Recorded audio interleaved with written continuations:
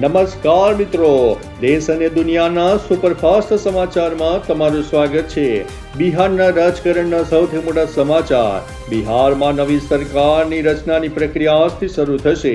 JDU નેતા સંજય ઝાના જણાવ્યા અનુસાર 14 એપ્રિલે નીતિશ કેબિનેટની છેલ્લી બેઠક મળી શકે છે અને મુખ્યમંત્રી રાજીનામું આપી શકે છે। અન્ય મહત્વના સમાચારની વાત કરીએ તો કોલેસ્ટ્રોલની અમેરિકાની નવી ગાઈડલાઈન મુજબ હવે 19 વર્ષની ઉંમરથી જ કોલેસ્ટ્રોલ ટેસ્ટ કરવાની સલાહ આપવામાં આવી છે, જેથી હૃદય રોગની બચી શકાય। અન્ય મહત્વના સમાચારની વાત કરીએ તો બિહાર અકસ્માતની બિહારના કટિહારમાં બસ અને પિકઅપ વચ્ચે થયેલા ગમખ્વાર અકસ્માતમાં મૃત્યુ આંક વધીને 13 પહોંચી ગયો છે।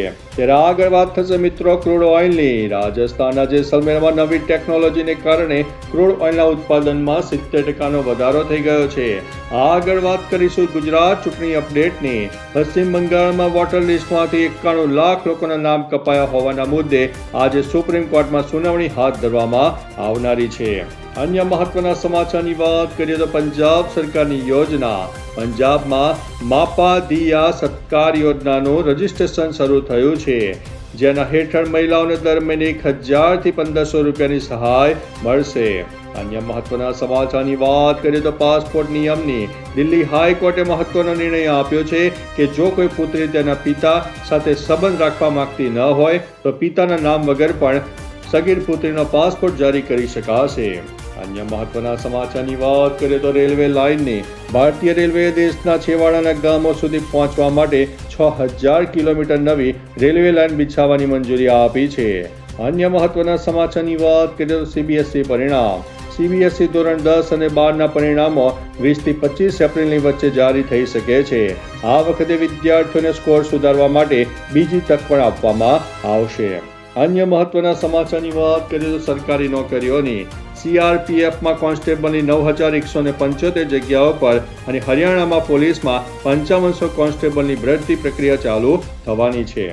મિત્રો અન્ય મહત્વના સમાચારની વાત કરીએ તો ગ્રામીણ જમીન રિપોર્ટની એક નવા અહેવાલ મુજબ ગ્રામીણ ભારતમાં 10% લોકો પાસે 44% જમીન છે, જ્યારે 46% પરિવારો પાસે પોતાની કોઈ જમીન નથી।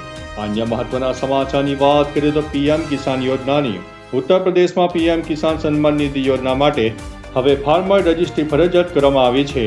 આધાર અને ખતોનીમાં રહેલી ભૂલો સુધારવા માટે પણ આદેશ આપવામાં આવ્યો છે।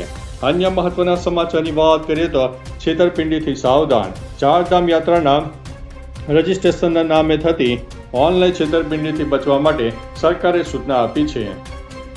અન્ય મહત્વના સમાચારની વાત કરીએ તો રેલવે અપડેટની 13 એપ્રિલથી ઘણી ટ્રેનો નવા નંબર અને સમયપત્રક સાથે દોડાવવામાં આવશે। અન્ય મહત્વના સમાચારની વાત કરીએ તો ગરમીનો કહેર। દેશના 16 થી વધુ રાજ્યોમાં ગરમી વધવાની ચેતવણી આપવામાં આવી છે। રાજસ્થાન અને ઉત્તર પ્રદેશમાં તાપમાન 40 ડિગ્રીને પાર કરી શકે છે। અન્ય મહત્વના સમાચારની વાત કરીએ તો શિક્ષણમાં સિદ્ધિ। રાજસ્થાનનો કરૌલી જિલ્લો નીતિ આયોગના શિક્ષણ રેન્કિંગમાં સમગ્ર દેશમાં પ્રથમ ક્રમે આવી ગયો છે। અન્ય મહત્વના સમાચારની વાત કરીએ તો દિલ્હી ઈવી પોલિસી। દિલ્હીમાં ઇલેક્ટ્રિક વાહન ખરીદવા પર 1 લાખ રૂપિયા સુધીની સબસિડી મળશે અને 30 લાખ સુધીની કાર માટે રજિસ્ટ્રેશન ફ્રી રહેવાનું છે। અન્ય મહત્વના સમાચારની વાત કરીએ તો ઉત્તર પ્રદેશની ઉત્તર પ્રદેશમાં આજે મોટો રોજગાર મેળો યોજાશે, જેમાં 200 થી વધુ કંપનીઓ 25,000 થી વધુ યુવાનોને નોકરી આપશે। અન્ય મહત્વના સમાચારની વાત કરીએ તો ઈંધણની સ્થિતિ।